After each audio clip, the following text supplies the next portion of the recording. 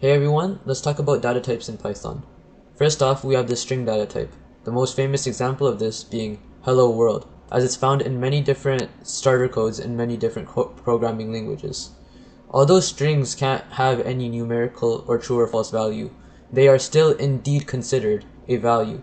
The reason for this being is that we can set any variable equal to a string value and use it as a condition in an if statement.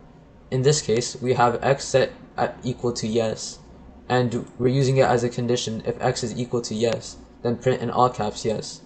And as you can see, it works, and the reason for that being is that it's a data type and a value. Moving on, we have the integer versus float data type.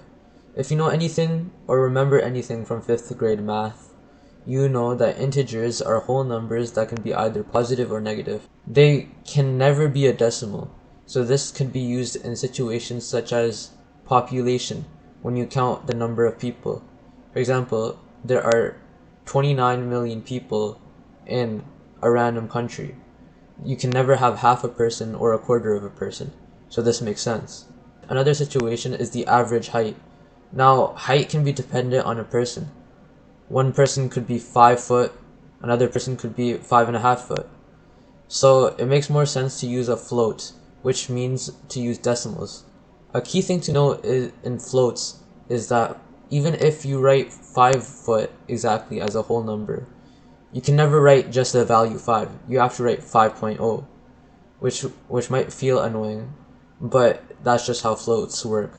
So here I've printed them out, but you can see I've made each raw value into a string so that this print could work, because if we have strings and numerical values in one print, then we will run into some errors. So they'll all have to be one unison data type.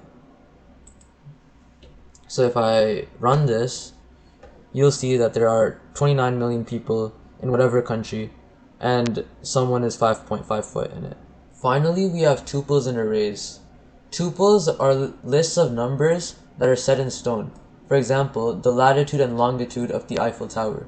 Since it's a tower and a statue, those coordinates will probably never change. And then we have lists or arrays, such as groceries. Suppose your dad goes on a trip to No Frills or Walmart to get some groceries. His grocery items might change midway. For example, he might want to get butter or remove onions from his grocery baggage. Now there are still a lot of data types that I haven't covered yet, so like the video and comment down below if you want a part 2.